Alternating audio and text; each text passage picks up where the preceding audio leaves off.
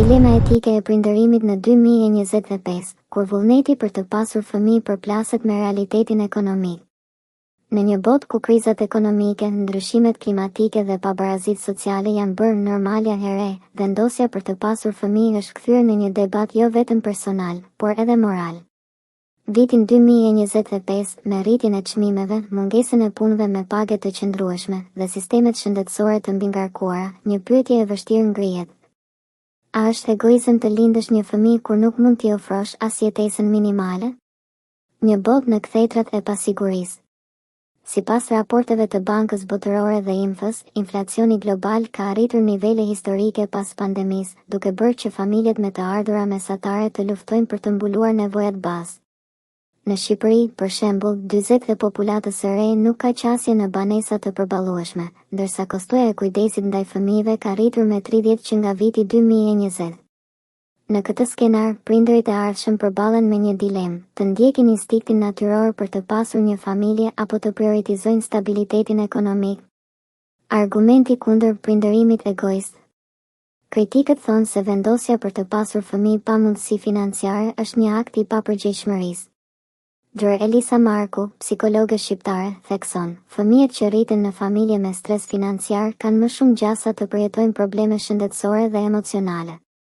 Prindërit që s'kan burime të mjaftueshme, pa dashje, i transferojnë fëmijëve ankthin dhe pasigurinë e tyre.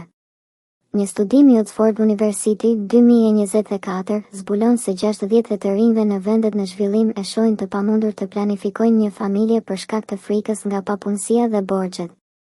Ana tjetër e medaljes, ç'tregon kultura? Megjithatë, në shumë kultura, përfshirë shqiptaren, prindërimi është një detyrë sociale. Njerëzit më pyesin pse nuk kam fëmijë, si të mos jetë një gabim jetësor, thot Nora, 35 vjeç, nga Tirana.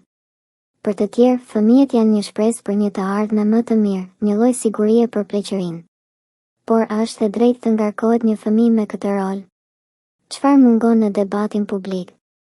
Mungesa e edukimit financiar. Shumë njerëz nuk kuptojnë se sa kushton të rritësh një fëmijë, të paktën 250.000 deri në 500.000 euro në vendet e BE-s, sipas Eurostat. Shtypja e sistemeve sociale. Qeveritë nuk ofrojnë mbështetje adekuate për prindërit, nga pushimet e paguara të lindjes deri te kujdestari me kosto të ulët. Stigmatizimi. Njerëzit që zgjedhin të mos kenë fëmijë për arsye ekonomike shpesh quhen egoist, ndërsa ata që i lindin pa burime anashkalohen si heroj. Rruga përpara, një thirrje për përgjegjësi kolektive. Në vend që të fajsojmë individët, duhet të kërkojmë zgjidhje sistematike. Rritja e të ardhurave bazë dhe qasja në banesa sociale për familjet e reja. Edukimi për planifikimin familjar dhe qasja e lehtë në kontracepcion. Politika qeveritare që inkurajojnë punën fleksibele dhe kujdestari e subvencionuar. A është prindërimi një e drejtë apo një privilegj? Në 2025, prindërimi nuk është thjesht një zgjedhje personale, është një veprim me pasoja sociale. Ndërsa disa argumentojnë se dashuria mjafton, realiteti kërkon një llogari të ftohtë. Fëmijët kanë nevojë për më shumë se vetëm dashuri. Ato kanë nevojë për mundësi, siguri dhe një planet të shëndetshëm.